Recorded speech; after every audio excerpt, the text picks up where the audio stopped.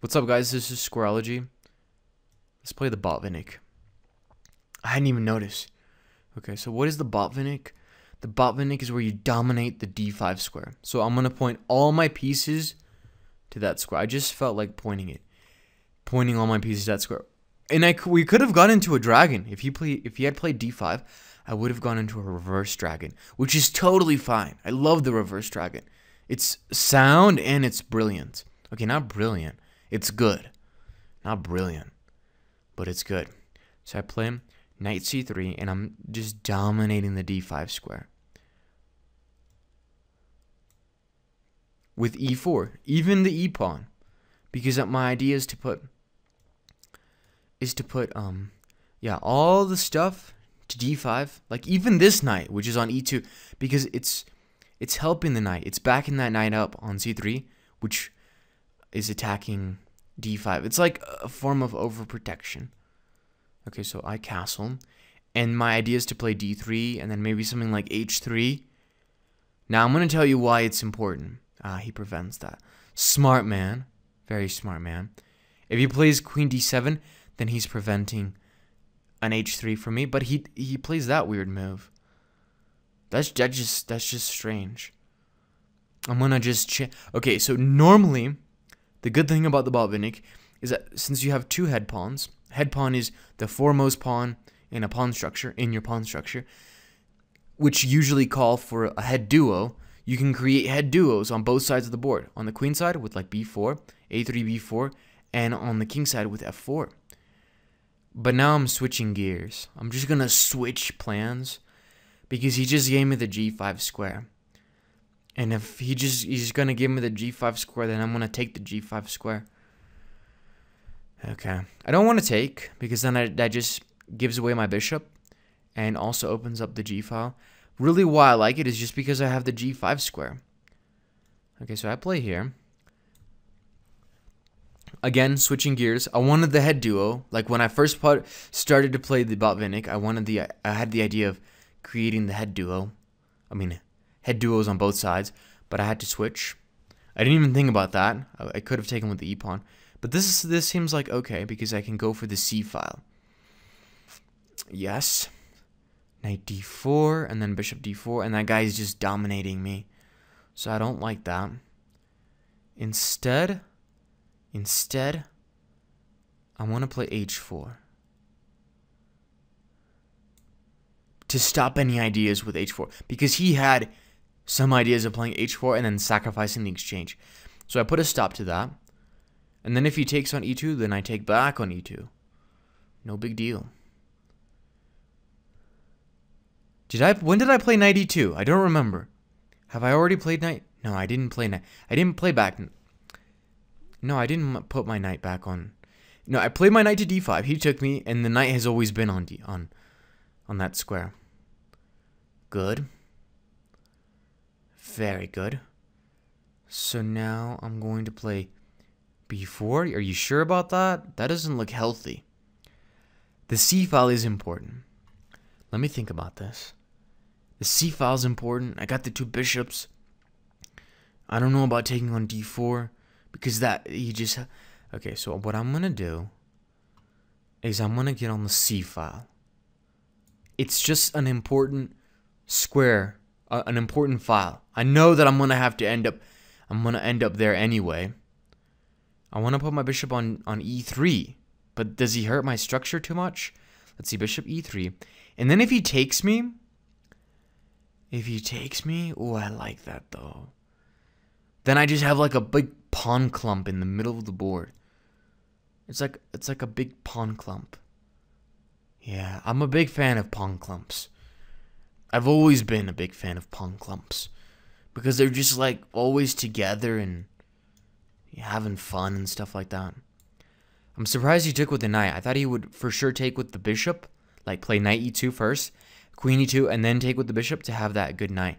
But now we have opposite colored bishops. Oh, whoa. Oh, I see that. That's a kind of a smart move, I guess.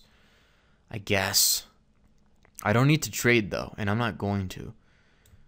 I want to play rook f3 because if I traded, if I played queen g3, he would play the intermezzo, bishop e3 check, then I move my king, and then he takes on g4. So that would lose a pawn. I don't want to lose a pawn here. Wow, he's being very aggressive. But I can be aggressive as well. So I can play something like d4. d4, ed4, ed4, bishop d4, that's the check. No siree, I have b4 as well. And then when he moves the bishop, I can take on c7, but then he moves it to b6. So look, b4, bishop b6, protecting the c7 pawn. And do I have anything amazing there? Not really. What I can also do is just, I like this. It's a good thing to interject. b4, then he's going to go back to b6, and then I take on g5. I'm not afraid of opening up lines. I seem to be well protected. And then I play here. With a tricky idea. I play this. With the idea of bishop h3. With two ideas. Bishop h3. I want to go to bishop. If he castles queenside, then I'll play bishop h3. And then his queen is pinned. And if he plays h4, then I have a favorable alignment here that I can exploit. That's an unprotected piece. And I can play rook f8 check. And then rook f8 and then take the queen on g4. Am I recording? Oh, goodness. Thank God. All right. So what does he have? This is a crazy game. Try to play the Botvinnik, he wouldn't let me. And I'm preventing both of his plans. One plan would be to castle queenside and get that rook into the game. I prevent that because I would pin him. And then the other plan would just to make headway on this side of the board. And I prevent that by playing king h2. So he might play something like queen d7 so that he can play h4. That way I don't have the rook f8 discovered attack on the queen. In that case, I'll play something like rook f5 and just nestle in, put a bot fly in on f5. What in the world? He just let me do it. Okay. So, if you just weren't listening to me, you just weren't paying attention to me, try to find the best move for white. Da da da da da da da da da da da da da da. Burp. Okay, so I had to put that burp in there so that that Jeopardy wouldn't like call the video as a trademark. So I put in a strange little burp. It was like I don't even know. I just said something so that we wouldn't lose the copyright on Chess.com. Wow, brave. So he's doing this on purpose. He's getting two pieces for it. The rook and the bishop. What a brave soul. No big deal. I'm just going to trade off anyway. Rook f1 is coming up, and once I get rid of a pair of rooks, it's over. He can't do anything. Hold on a second. Yeah. Hold on. Hold on.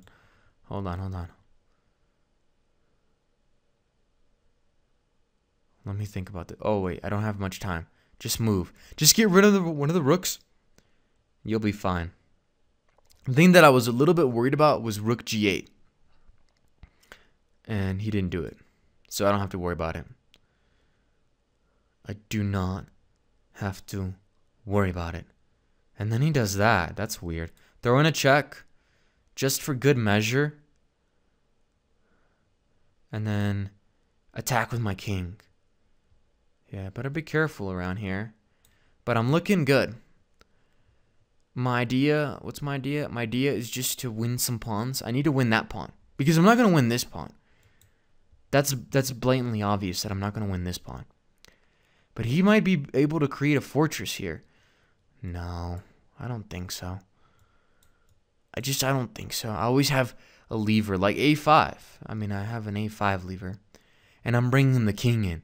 I'm gonna put him on d7. And then just see what happens. Just to see what happens. Queen b5, a5. I have those plans as well.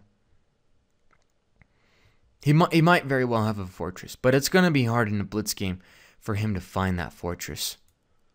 It's going to be really hard for him to do that. if not impossible. So what is he doing? If he plays b6, then his bishop is shut out. Then I can just start bringing my king to c6 and then checkmating him on b7 with like queen a6 to b7. That's what he does. He's going to allow me. He's going to allow that. Wow. Surprising. Very surprising. So what was he going to do now? Rook g7 to protect it? Very possible. But then I always have ideas of sacrificing with like d4, ed4, e5, de5, and then d6. But he didn't do it. So now king a6, king c6, queen a6. This is his plan. But I just do a ring around the rosy. Queen b1, queen h1, queen h8, queen c8. Now I could play queen h3 and then directly to c8, but it looks a lot cooler to play to h8, doesn't it? He didn't let me do it. Oh, he's mean. I wanted to do it, but he didn't let me do it. No problem. I'll just have to do it another way. Queen f5, queen c8, but I like queen f8. No, queen f8's better because it prevents any king b8 business. What a okay, so I'll take that guy. Oh, yeah, I will. Totally fine. He gets this guy, but it's no big deal. This guy's really... Oh, time. Thank goodness for that 2-second increment. Okay. So how am I going to win this now? I pin that bishop. That is a pin, my friends. That is a pin. And I protect it. Now I'm going to play king c7. Now we've done a total ring around the rosy. I mean, seriously. That was like as protracted as it could be. But it ended up working. Let me see. What does he have? Does he... yes, I see. Because if he plays king a6, I have queen a8 checkmate. Alright, so... guys, this has been a 5-2 game by Squarology. Follow me on Twitter at Squarology. And I'll see you on Chess.com.